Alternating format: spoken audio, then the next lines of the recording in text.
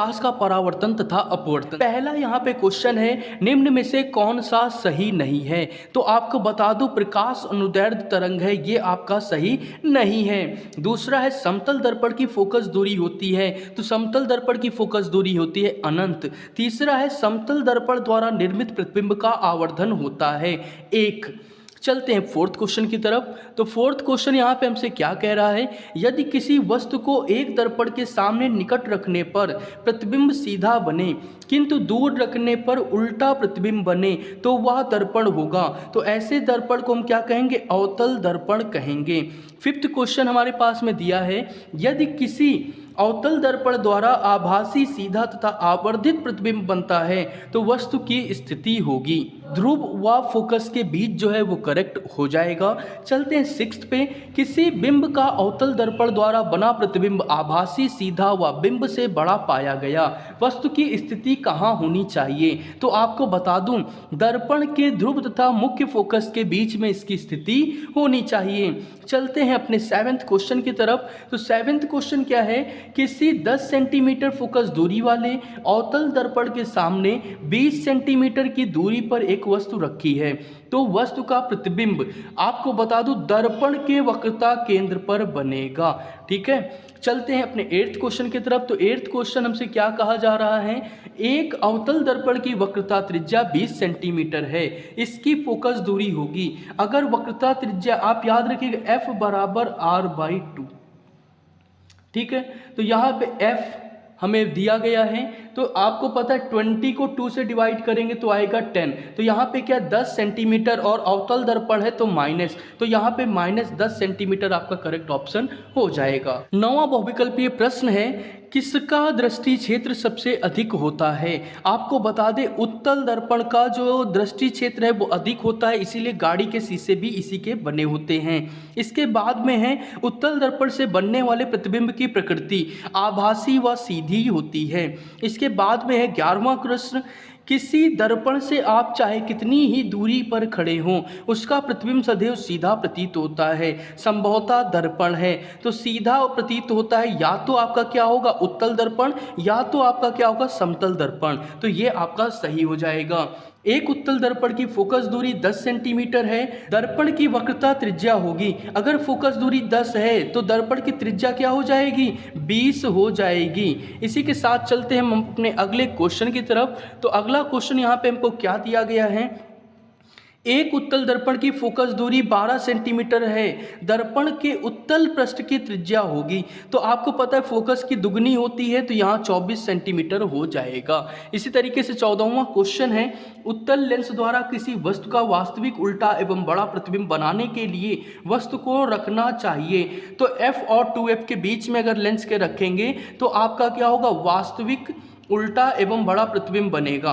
चलते हैं इसके 15th क्वेश्चन की तरफ। तो 15th क्वेश्चन हमें कुछ यहाँ पे देखने को मिल रहा है, कांच का अपवर्तनांक अधिकतम होता है, तो कांच का अपवर्तनांक अधिकतम होता है बैगनी रंग के लिए। 16वां क्वेश्चन है, एक गोलीय दर्पण की फोकस दूरी f और वक्रता त्रिज्या r में अभिष्ट संबंध।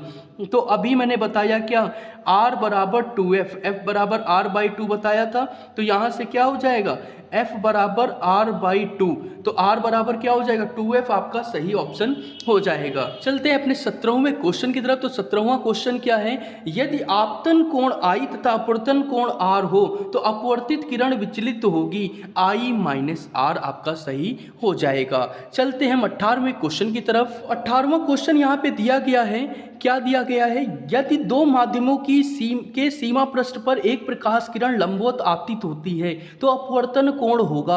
आपको बता दें कि लंबवत होगी तो अपवर्तन कोण होगा 0 डिग्री। निम्न में से कौन सा पदार्थ लेंस बनाने के लिए प्रयुक्त नहीं किया जाता है, तो मिट्टी से कभी भी आप क्या लेंस नहीं बना सकते हैं। इसके बाद एक 20वां क्वेश्चन, किसी गोलीय दर्पण तथा किसी पतले गोलीय लेंस दोनों की फोकस दूरियां -15 सेंटीमीटर है, दर्पण तथा लेंस संभवतः हैं, तो आपको बता दें दोनों क्या होंगे, अवतल होंगे। इसी के साथ 21वां क्वेश्चन आपको दिया है, यदि शब्दकोश यानी डिक्शनरी में पाए गए छोटे अक्षरों को पढ़ते समय आप निम्न में से कौन सा लेंस पसंद करेंगे। ऑप्शंस हैं आपके पास में, तो इसमें 50 सेंटीमीटर फोकस दूरी का अवतल लेंस जो है वो हम यूज़ करेंगे, यानी ऑप्शन बी करेक्ट हो जाएगा। चलते हैं 22वें क्वेश्चन की तरफ। किसी वस्तु तथा उसके प्रतिबिंब की लेंस के प्रकाशिक केंद्र से दूरी क्रमशः 10 सेंटीमीटर और 30 सेंटीमीटर है। वस्तु के प्रतिबिंब तथा वस्तु की लंबाई का अनुपात होगा। तो आपको पता है ऐसे में क्या होगा, एक से कम, जो आपका सही ऑप्शन है वो हो जाएगा।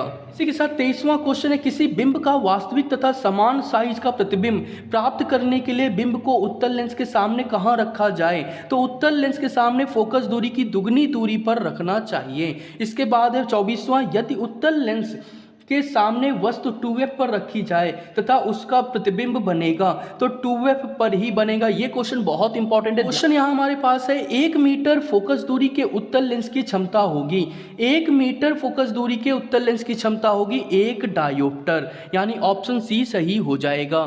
26वां है, 50 सेंटीमीटर फोकस दूरी वाले उत्तल लेंस की क्षमता होगी 2 डायोप्टर, वो भी प्लस में। इसी के साथ में एक उत्तल लेंस की क्षमता 5D है, इसकी फोकस दूरी है तो आपको बता दें 20 सेंटीमीटर। -10 डायोप्टर क्षमता वाले लेंस की फोकस दूरी होगी, तो -10 डायोप्टर है तो -10 सेंटीमीटर हो जाएगी।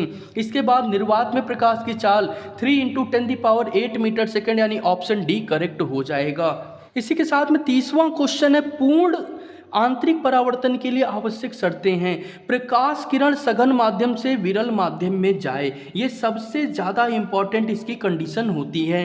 एक से अधिक 31वां, किसी दर्पण में आप चाहे कितनी ही दूर खड़े हैं आपका प्रतिबिंब सदैव सीधा प्रतीत होता है, तो दर्पण है। आपको अभी मैंने बताया था या तो क्या होगा, समतल होगा या तो उत्तल होगा।